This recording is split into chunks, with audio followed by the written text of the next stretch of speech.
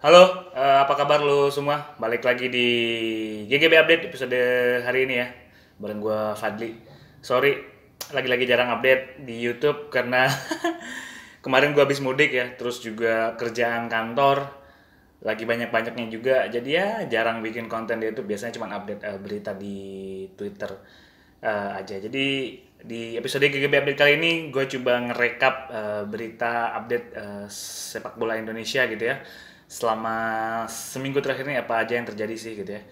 Oke, dari yang pertama ini soal Kongres PSSI ya, Kongres biasa PSSI 2022 baru aja selesai kemarin ya di Bandung tempatnya gitu ya. Itu Kongres kemarin agendanya yang pertama itu kayak pemaparan kegiatan di tahun 2021 semacam LPJ gitu ya, laporan pertanggung jawab, kemudian juga rencana kerja program kerja PSSI di tahun 2022. Kemudian ada juga hasil putusan di Kongres kemarin itu ada perubahan nama-nama klub ya. Kalau nggak salah di Liga 1 ada 5 gitu. Ada Martapura Dewa United jadi dari Dewa United, kemudian Borneo FC jadi Borneo FC Samarinda, Rans Cilegon jadi Rans Nusantara gitu ya. Ya ada beberapa tim Liga 1 yang mengalami perubahan nama. Tira Persikabo jadi Persikabo 1973. Kemudian juga di Liga 2 ada Paris Saint-Germain ya. Ada PSG ya, PSG Pati. Jadi Bekasi City FC kalau nggak salah ya, Bekasi City FC, dan ada 17 klub Liga 3 juga yang berubah nama gitu ya. Salah satunya yang menarik perhatian netizen yang ada perubahan nama bintang klub dari Banten, kalau saya bintang apa gitu menjadi Internazionale Banten ya. Ini mungkin pemilik klubnya ini suka sama apa namanya, Inter Milan atau Inter Miami mungkin ya di MLS itu. Nah kemarin juga kongres dihadiri oleh beberapa pejabat-pejabat gitu ya, perwakilan KOI, AFC, kemudian juga ada Kemenpora, ada voters juga. Nah kemarin Kemenpora sempat menyampaikan juga, kan banyak tuh yang disinggung soal training center, training ground ya. Tiap kali postingan PSSI di Instagram ataupun di Twitter itu pasti komennya banyak tuh yang ngomong training center for timnas, training center for timnas. Nah kemarin sempat disinggung juga oleh Kemenpora ketika di Kongres, untuk jangka pendek ini mereka menyarankan untuk bisa dipakai fasilitas yang ada di kampus UPI Bandung ya. Kebetulan gue juga alumni UPI juga, cuman gue bukan jurusan olahraga dulu ya. Nah, kebetulan di kampus gue ini setahu gue itu memang fasilitas olahraga cukup lengkap, ada kolam renang standar internasional juga, standar olimpik ya, ada lapangan bola, kemudian ada gimnasium juga, ada lab sport science-nya juga ya. Untuk jangka pendek disarankan Kemenpora bisa pakai di sana dulu gitu ya. Kemarin juga STY udah ke sana, udah lihat lokasi juga. Dan untuk jangka panjang memang itu tugas PSSI gitu ya, menyiapkan training center untuk timnas gitu ya. Kayaknya miris banget gitu kita kedengar berita waktu itu yang timnas gagal latihan karena lapangan belum di booking, gila. Sekelas timnas senior loh, timnas yang diisi bintang-bintang liga gitu, ada pemain yang main di Liga Inggris kayak Alkan Bagot gitu ya, gagal latihan karena lapangan belum di booking. Kita aja kalau main futsal kan booking lapangannya nggak telat gitu ya, atau main fun football gitu apa ya, biasa 3 hari sebelumnya udah booking lapangan gitu ya, jangan sampai kalah lah. Nah ini mungkin bisa jadi salah satu tugas pokok juga nih PSSI kedepannya untuk menyiapkan training center untuk timnas. Bali United, klub yang mungkin umurnya belum lama itu dia udah punya punya lapangan latihan sendiri, training center sendiri. Masa PSSI gitu ya yang udah sekian tahun berdiri belum punya fasilitas sendiri yang bisa dipakai untuk tim nasional semua tingkatan kapanpun ya. Sekarang kan masih nyewa-nyewa lapangan gitu ya, aduh agak gimana gitu. Semoga bisa terrealisasi segera training ground for timnas gitu ya.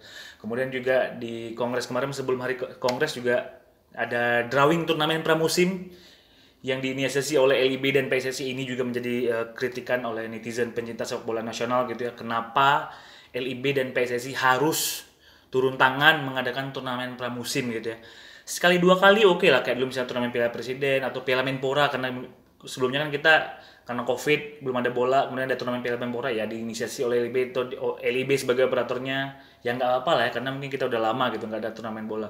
Nah ini kan situasi udah kembali normal gitu ya, dan kita punya tantangan berat di musim depan. Penonton kembali ke stadion, laga kembali digelar home and away, mengadakan Piala Indonesia, Liga 1 Putri, Liga 2 gitu ya. Terus EPA segala banyak gitu yang menjadi tugas PSSI dan LIB. Jangan sampai karena hal kan pramusim ini kan ibaratnya sunnah lah ya, nggak terlalu wajib sebenarnya. Jangan sampai karena ngurus ini, hal yang menjadi kewajiban ini nggak dikelola secara maksimal gitu loh. Menurut gua gitu ya, effort besar kayak kayak ngurusin pramusim ini bisa dialihkan IB untuk ngurus kayak Piala Indonesia atau ajang-ajang wajib lainnya gitu ya.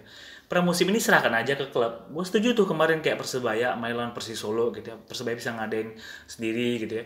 Kemudian ada kemarin PSIS ketemu PSM. Ini juga Persib mau TC di Batam nanti lawannya Tanjung Pagar ya, klub dari Singapura, dan Persija juga nanti minggu ini mau ketemu Sabah gitu di laga pramusim. Nah, sebenarnya klub bisa ngehandle sih, nggak harus sebenarnya PSSI dan LB turun tangan ngurus pramusim. Tapi kemarin bingung juga ya, kenapa klub nggak ada yang ngomong ya, nggak ada yang nolak ya, pada ikut semua. Kemudian juga kemarin pembagian grup pramusim, ada yang bilang juga jomplang ya, grup C diisi oleh tim top liga semua, peringkat 1 sampai 5 di liga musim lalu ditaruh semua di grup C, di drawingnya masuk grup C semua gitu ya. Dan juga turnamen pramusimnya belum ada nama gitu ya. Nah, terkesannya buru-buru gitu, nggak well prepare. Yang kayak gini-gini kan sebenarnya nggak harus gitu ya, nggak harus LIB dan PSSI yang turun tangan. Serahin aja ke klub, biar klub yang ngolah. Karena pramusim ini kan untuk menguji kesiapan klub gitu ya. Menguji kesiapan klub, kesiapan pemain, sarfas dan lain-lain lah gitu ya. Kemudian juga Timnas akan memainkan laga FIFA Matchday melawan Bangladesh besok tanggal 1 di Stadion Sejalak Harupat ya, Kabupaten Bandung. Setelah hampir 12 tahun lamanya Timnas tidak bermain di wilayah Bandung Raya, akhirnya besok tanggal 1 Timnas akan kembali bermain ya di wilayah Bandung Raya di Jalak Harupat ya. Lawannya Bangladesh ya peringkat FIFA-nya masih di bawah Indonesia lah ya. Dan besok dibolehkan ya penonton, 9.000 tiket disiapkan oleh PSSI. Kita lihat besok apakah penuh atau tidak apakah sold out ya. Kalau penuh pasti nggak penuh lah karena cuma 9.000. Apakah tiketnya sold out atau tidak gitu ya. Dan juga besok dipastikan ya, laga besok di FIFA Matchday dan laga kualifikasi Piala Asia dipastikan calon pemain naturalisasi kita Jordi Amat, Sandy Walsh, kemudian Shane Patinama ya, yang akan mengisi skuad senior dipastikan tidak bisa ambil bagian karena proses naturalisasi mereka yang belum selesai gitu ya. Hal ini sudah dikonfirmasi langsung oleh Hasani Abdul Ghani ya, exco yang mengurusi masalah naturalisasi ini, menyampaikan bahwa pemain-pemain ini memang prosesnya belum selesai. Jadi pendaftaran pemain juga infonya sudah ditutup. Jadi memang kita benar-benar menunggu keajaiban aja apakah pemain ini bisa dimainkan di kualifikasi Piala Asia ini atau tidak gitu ya. Butuh benar-benar yang namanya keajaiban. Dan juga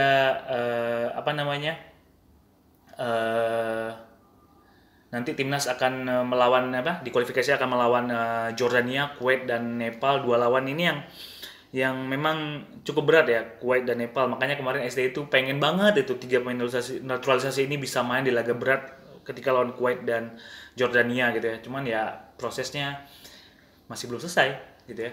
Ya sepertinya STY memang sudah harus menyiapkan rencana gitu ya, rencana bermain tanpa pemain naturalisasi ini dengan mengandalkan skuad-skuad yang mungkin banyak alumni AFF kemarin ya. Ditambah kemarin ada Stefano Lillipaldi juga dipanggil ke tim nasional ya.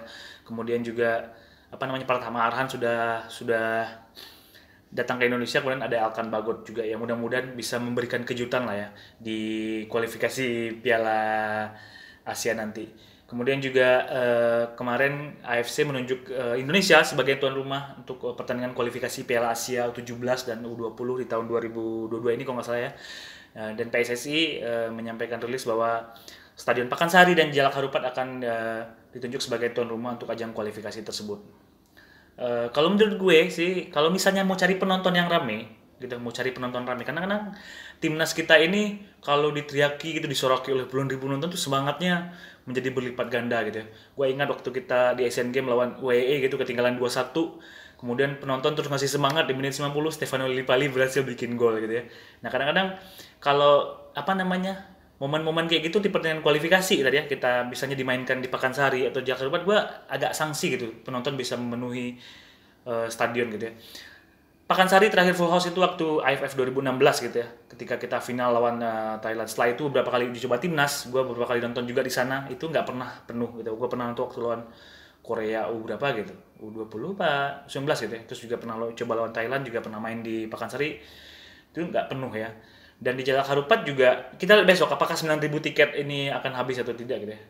Kalau kita mau cari penonton rame, menurut gue kita bisa geser kualifikasinya main di Jawa Tengah, di Jawa Timur, atau di luar Jawa sekalian. Waktu kita dulu balik dari sanksi FIFA tahun 2015, kita memainkan partai pertama internasional kita itu di Manahan Solo gitu ya, waktu ketemu Malaysia, dan itu full house. Jawa Timur juga sama, kita beberapa kali ngadain AFF di sana, penontonnya gila-gilaan gitu ya. Penuh, stadion penuh tiap kali Indonesia bermain. Nah, kadang-kadang suntikan motivasi penonton ini yang bisa membangkitkan semangat para pemain kita lagi gitu ya. Waktu dulu Riau juga pernah jadi tuan rumah kualifikasi Piala Asia U20, U23, zamannya Anik Firmansyah di Stadion Utama Riau tuh stadionnya juga penuh ketika Indonesia bermain. Nah, menurut gue juga teman-teman di daerah, pecinta timnas daerah juga pasti pengen lah melihat langsung timnas gitu ya, walaupun kelompok umur bermain gitu ya di stadion di daerah mereka gitu. Nah, nggak ada salahnya sih PSSI mencoba membawa timnas bermain di daerah tadi, Jawa Tengah, Jawa Timur, ataupun misalnya nanti di luar Jawa sekalian, bisa di Kalimantan gitu ya, ataupun di Palembang, ataupun di Riau misalnya. Nah, gue yakin antusiasme penonton itu akan sangat-sangat besar sekali. Kalau main di Pekansari atau Jakarta, gue sedikit agak sanksi bisa penuh stadionnya di pertandingan kualifikasi Piala Asia kelompok umur gitu ya. Kemudian berita terupdate lagi soal adanya ini ya, host pengganti Piala Asia 2023. Cina menyatakan mundur menjadi tuan rumah Piala Asia 2023 setelah apa namanya, mereka negaranya itu COVID-nya nggak selesai-selesai gitu ya. Kasihan juga sih ya. Jadi akhirnya mereka memutuskan mundur, dan AFC menyampaikan bahwa mereka akan mengirimkan surat kepada 47 negara anggota siapa yang mau menjadi tuan rumah gitu ya, siapa yang mau menjadi tuan rumah. Kemarin pasca kongres, ketum PSSI sempat diwacari oleh wartawan juga. Ketum PSSI bilang tentang peluang menjadi tuan rumah Piala Asia ini, bahwa ini adalah momen yang bagus dan dia akan coba nanti merapatkannya atau membicarakan dengan exco lah ya. Gua harap sih ya nggak ada salahnya kita mencoba mengajukan diri, asal ada anggarannya juga dan pemerintah juga support ya, karena support pemerintah di ajang-ajang yang sangat besar ini sangat-sangat perlu sekali ya. Tahun depan kita juga akan bermain di Piala Dunia U20, itu juga support pemerintah, itu dalam renovasi stadion juga sangat ini sekali ya, sangat-sangat masif sekali support dari pemerintah. Nah, kalaupun kita menjadi tuan rumah, support pemerintah juga sangat dibutuhkan gitu ya. Gua harap sih federasi dan pemerintah bisa mencoba lah, menjajaki kemungkinan, mungkin dihitung dulu kelayakannya seperti apakah kita ada kemungkinan bisa menjadi tuan rumah. Kalau misalnya oke ya, gue harap kita bisa mengajukan gitu ya. Peluangnya menurut gue ya adalah peluangnya, cukup besar peluangnya. Kita punya pengalaman jadi tuan rumah Piala Asia, pernah jadi tuan rumah Asian Games juga. Tapi ini gue dapat kabar juga, katanya Jepang juga punya keinginan gitu ya mencalonkan diri sebagai tuan rumah. Mereka kan habis dari tuan rumah Olimpiade kemarin ya, dan mereka mau coba lagi untuk jadi tuan rumah Piala Asia, karena mereka udah lama banget tuh. Terakhir jadi tuan rumah Piala Asia itu tahun 90-an kalau nggak salah ya. Dan mereka mau coba mengajukan lagi gitu sebagai tuan rumah gitu. Kalau Jepang ngelawan kita ya peluang kita mungkin sedikit tipis gitu, cuman nggak ada salahnya kita coba, asal ada anggarannya juga dan pemerintah support dan federasi siap membantu juga gitu ya. Karena ini ada jalan lain gitu ya, jalan lain untuk lolos ke Piala Asia. Kalau kita gagal di kualifikasi, tapi kita terpilih sebagai tuan rumah, dan kita otomatis akan tampil di Piala Asia. Kemudian kalau misalnya kita gagal kualifikasi dan kita gagal juga jadi tuan rumah, ya berarti kita akan absen lagi gitu ya di Piala Asia gitu. Jalan yang pertama tentu kita berharap timnas lolos via kualifikasi ya, meskipun peluangnya sangat berat. Gue akui sangat berat. Gue nggak mau ya, gue nggak pesimis juga, cuman mencoba untuk realistis, peluang kita sangat tipis. Kita punya track record buruk lah lawan Jordania maupun lawan Kuwait. Kalau Nepal mungkin kita bisa kalahin, tapi kalau Jordan dan Kuwait kita butuh apa ya, mungkin sedikit keajaiban juga gitu, dan sedikit effort yang lebih untuk bisa memetik poin dari dua lawan kita ini gitu ya. Gue harap sih timnas bisa lolos gitu ya ke Piala Asia tahun depan gitu ya. Kalau misalnya nggak lolos ya mudah-mudahan lolosnya sebagai jalur tuan rumah gitu ya. Ngarepnya parah banget ya, kayak kemarin Piala Dunia U20 kita lolos via jalur tuan rumah. Tapi ya semua kemungkinan mungkin menurut gue bisa dicoba lah ya. Itu aja paling update beritanya gitu ya. Gue akan kembali mungkin di episode berikutnya. Kalau ada berita-berita yang seru, lo boleh share di Twitter atau DM ke Twitter atau Instagram Gara-Gara Bola. Nanti gue coba bikinin inilah, gue coba bikinin kontennya gitu ya. Jangan lupa di subscribe dan share yang banyak. Oke, thank you yang udah nonton. Bye-bye.